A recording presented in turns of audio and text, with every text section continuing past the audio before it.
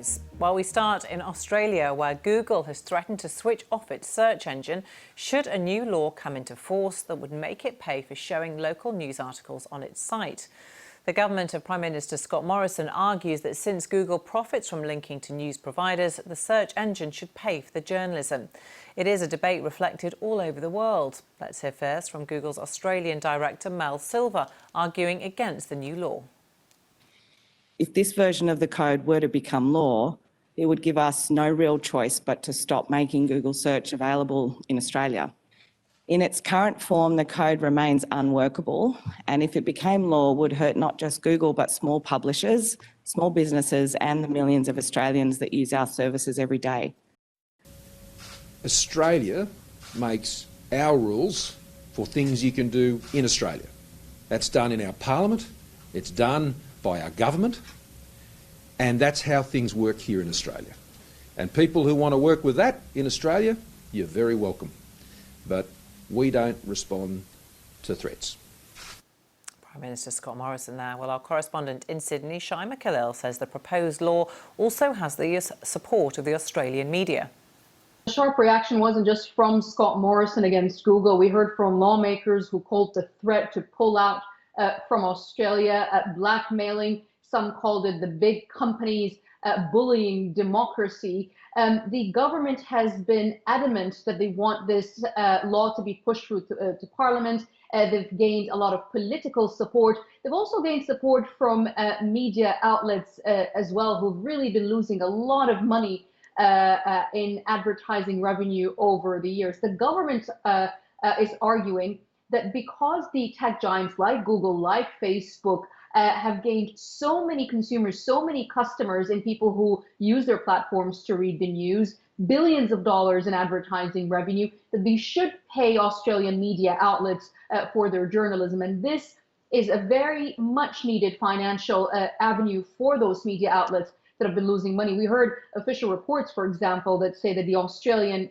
print industry has lost 75% of its advertising revenue since 2005. So they're trying to balance this power. They're trying to also introduce a little bit of government oversight in that relationship between the media outlets and the Google, but Google are equally, if not more, resistant, of course.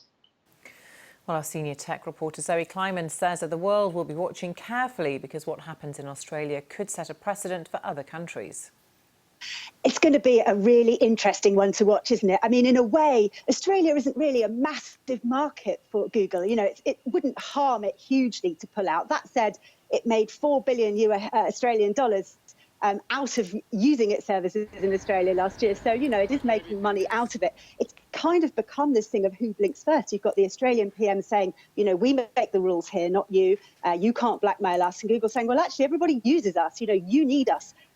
They said they've already last week, this is quite interesting actually, they've already last week piloted blocking news sites to about 1% of Google users. They called it an experiment and said they wanted to see how much difference it made, whether actually these Australian news services were missed. Well, I think Australia will be hoping that they are. And I guess for Google, the fear is that if Australia go ahead with this, it could set a precedent for other countries. Exactly right. What's interesting actually is that they've just sat down with France and agreed some sort of thing about how they're going to pay for French media to be used. So, you know, it's not impossible for a deal to be done here. I think much like the media industry, you know, a lot of advertising, digital advertising money is going to big tech now. It's going to Google and to Facebook. Australia's no exception. For every 100 Australian dollars that's spent on digital ads, 81 is going to those companies. So, you know, there's a real sense that smaller and other media is massively losing out. And Australia feels, I think, that it wants to claw some of that back. Some of that big spend needs to come back home. And Zoe, do we know how the people affected feel about this, the actual users in Australia who may not be able to access Google? I think there's a really mixed reaction here. You know, some people feel like, well, we need Google, you know, just let them get on with it. They're offering a service that we like, it's familiar, and we've been using it for ages. And time moves on. You know, how long are we going to be able to protect all of these industries that we might have had for a long time, but actually the landscape just doesn't work for them anymore? And of course, there are others who are very loyal, who are saying, you know, this is a huge firm. I said it made 1.4 billion Australian dollars in revenue last year. It paid only about 45 million in tax. Maybe it is about right that balance is shifting. Interestingly, Sir Tim Berners-Lee, who, as we know, is the inventor of the World Wide Web, well, he has spoken out and said, actually, this isn't fair. This goes completely against the principles of a free internet. You cannot dictate who spends their money where and therefore who gets to be accessible where. That's just not the way the web is meant to work.